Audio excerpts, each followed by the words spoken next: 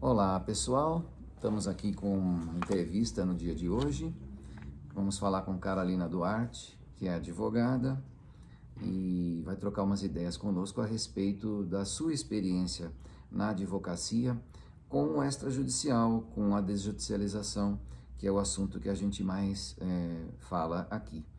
Bom, ela já é formada há algum tempo e eu pergunto aquilo que me gera muita curiosidade: se na faculdade ouviu falar em desjudicialização, teve algum exemplo, se na faculdade mostraram que havia uma alternativa que não apenas o processo e o fórum.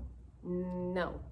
Na realidade, eu nunca ouvi falar, assim, a gente não tinha conhecimento, por exemplo, de que um inventário poderia ser extrajudicial, ou da quantidade de coisas que se tem num cartório, até mesmo num registro de imóveis, num cartório de notas, não, realmente não.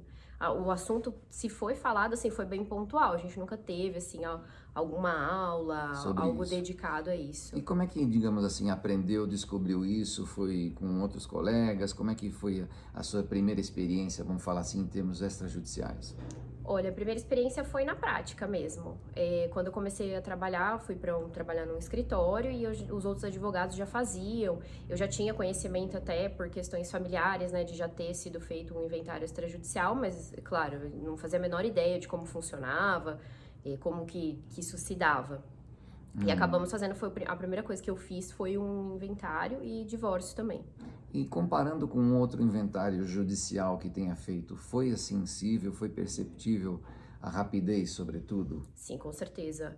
Até hoje a gente sempre prefere o extrajudicial porque é excelente para o cliente e é excelente para o advogado também, né? É muito mais rápido, o custo acaba sendo bom porque no judicial você tem as custas judiciais, né? Vai depender do estado que você está, né? Uhum. Mas o extra ele tem diversas vantagens, né? Eu acho que o principal realmente é a rapidez. É rapidez, rapidez. Em E São Paulo, por exemplo, se você tiver com tudo certinho, documentação, a depender do cartório, da disponibilidade, é claro, mas assim, pagando as guias de TCMD, em um mês você consegue resolver. é uma solução rápida, né? Muito rápido.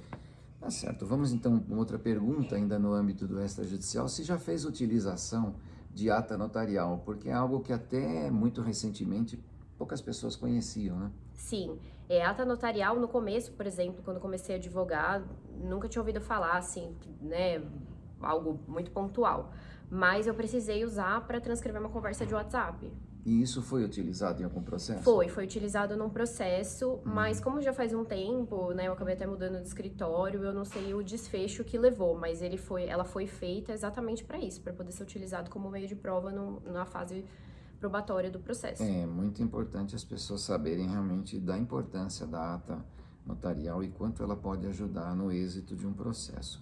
Sim. Prosseguindo ainda no âmbito do nosso tema aqui, já chegou a fazer, ou cogitar, ou enfim, ou mesmo judicial, algum caso de uso capião que hoje pode ser feito em vários casos extrajudicialmente? Sim, sim, até eu cheguei a questionar, né, uma escrevente, eles ainda não tinham tanta Experiência? experiência. Eu acredito que esse cartório que eu consultei, acho que eles nunca tinham feito, Uhum, mas a gente cogitou, só que o nosso caso concreto não era o caso de fazer uso capião, a gente acabou tomando outras medidas, infelizmente, judiciais, né? Eu sou uhum. uma grande defensora, só abrindo parênteses aqui, do extrajudicial, porque ajuda muito o advogado, o cliente fica contente, porque, claro, sempre é mais rápido, né? E é muito bom mesmo. E já tem notícia de que em certas situações, mesmo tendo filhos menores, é possível fazer um divórcio extrajudicial ou mesmo existindo um testamento, pode o inventário ser feito extrajudicialmente? Sim, em São Paulo eu sei que é possível você fazer o inventário extrajudicial mesmo tendo menores.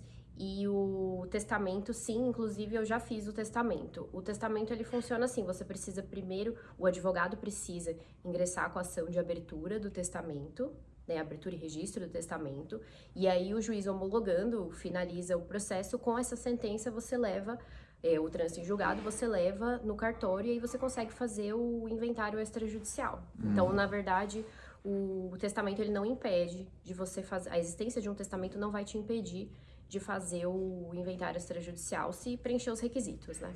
E a respeito dessa norma de São Paulo, de fato, voltando um pouquinho no divórcio, se aquilo que diz respeito aos menores, né, aos filhos menores incapazes, já foi resolvido e o que está pendente diz respeito apenas ao casal, né, apenas aos adultos, é um divórcio como se não tivesse filhos menores, porque não está tratando Sim. deles, né? Repito, é como se eles não existissem. Então é possível ser feito. Eu dou um exemplo concreto, né? Até fui juiz de família, o pessoal acho que sabe, mas você pode às vezes ter uma ação de alimentos como primeira medida de litígio de um casal. Sei lá, estão se desentendendo, as crianças estão precisando de uma pensão para ontem. Entra com a medida de alimentos e nessa ação de alimentos, às vezes faz um acordo mais abrangente. Trata também de guarda, ou trata de visita, mas por alguma razão não ainda faz o divórcio, o casal ainda pode estar indeciso, ou está pendente de uma outra discussão patrimonial, normalmente ligada à partilha, sei lá o quê, e eles, digamos, postergam a tratar o assunto deles, tratam do assunto dos filhos. Nesse caso, realmente, como você disse, é possível que esse divórcio seja feito extrajudicialmente, mesmo existindo os filhos menores, porque realmente, no caso concreto, pode não ser necessário tratar nada referentemente a eles. Houve um caso em que foi, no caso de Leme, né, de inventário, que estava todo pronto o inventário para ser feito, e aí morreu uma pessoa de Covid, às vésperas de assinar a escritura. E havia um filho menor, o que impediria, teoricamente, fazer o inventário extrajudicial. Aí foi postulado um alvará dizendo, olha, o que a gente vai colocar aqui para o filho menor é aquilo que o pai que acabou de morrer receberia. Talvez até seria, enfim, não vou dizer que é um direito de representação, mas enfim, é o mesmo valor, é a mesma quantia, as mesmas coisas. E o juiz de Leme, a meu ver, com muita inteligência, não canso de elogiar, deu um alvará para fazer no extrajudicial. Mas isso daí ainda é uma coisa muito rara, muito nova, foi falada, foi discutida, mas ainda esperamos que isso se amplie mais. E eu diria que o ideal era ter uma lei muito simples, uma alteração legal dizendo não pode ser feito inventário judicial quando há filhos menores ou herdeiros menores ou incapazes. Em vez do ponto que existe hoje, vai lá, tira o ponto, coloca vírgula, salvo uma partilha ideal e igualitária em relação a todo o patrimônio. Porque aí o cartório vai fazer a mesma coisa que o juiz faria, né? Sim, que é o entendimento jurisprudencial majoritário, né? Nesse sentido, eu vejo que também não tem nenhum óbice. E como eu falo, sempre é melhor para o advogado, porque um inventário com menores acaba demorando, dura muito, né? Porque são, enfim, diversos passos, né, que acontecem. Então, se pudesse, né, trazer tudo para o extrajudicial sem que houvesse alguma discussão sobre isso, né, seria muito bom mesmo. Eu sou defensor disso e eu acho que os juízes são necessários, mas eles devem ficar reservados para aquilo, digamos, que só eles podem fazer. Se tem algo que que uma outra pessoa, às vezes com mais rapidez, com mais agilidade, fora daquela estrutura rigorosa e burocrática, digamos, da justiça, puder fazer, eu acho que é algo que a sociedade ganha e o Estado ganha também, porque os juízes são custeados por todos, né, através dos impostos, a estrutura judicial, mesmo por quem nunca talvez tenha um processo na vida. Já o extrajudicial, o custeio é feito por meio de emolumentos e só paga quem realmente usa. Se você nunca precisar, você nunca vai pagar nenhum imposto e nenhuma taxa com extrajudicial, nenhum emolumento.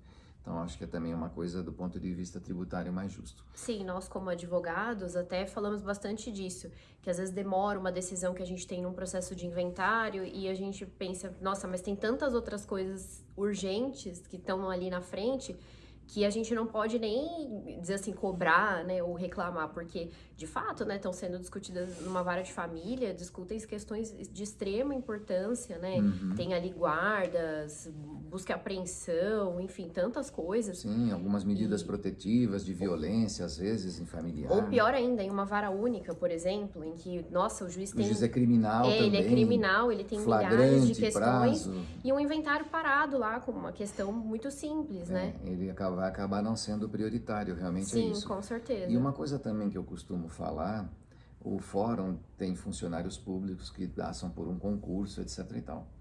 O juiz não tem como repor um funcionário ou dois que esteja de Sim, férias, ou que sim, aposentou, ou que morreu.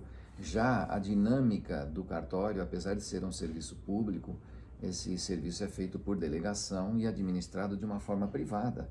Então, se a pessoa vai tirar férias, eu posso contratar alguém para aquele período, chamar alguém que trabalhava ali, que já tinha um treinamento, uma sim, experiência. Aumentou o serviço, eu vou, contrato um temporário, sim, contrato uma pessoa a exatamente. mais, ligo para um colega, ó, como é que você está de serviço aí? Eu estou tranquilo, putz, me empresta seu funcionário, eu pago para ele, não sei, É, ou é, teletrabalho, olha, sim, o seu funcionário me pode me ajudar aí fazendo um bico à distância pela internet, enfim, sempre há uma praticidade muito maior. Isso tudo ajuda. Então não é que o juiz, ele, digamos assim, é mais lento porque quer, ou porque não é sim, é, dedicado, ou porque não é inteligente. Não, não é nada disso. São estruturas diferentes, são trabalhos diferentes. Você imagina lá quantas audiências para marcar que a gente não tem. é, Quantas liminares urgentes sendo pedidas, o problema do funcionário, as outras causas urgentes, prazos para serem cumpridos que também existem para o juiz.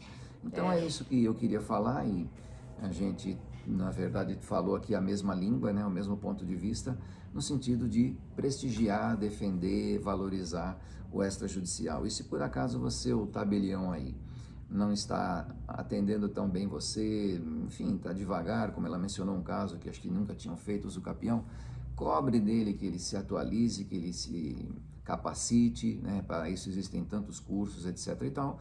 E, em último caso, lembrando que você pode escolher até mesmo um outro tabelião mais ágil, mais capaz, mais disposto, enfim, tá bom?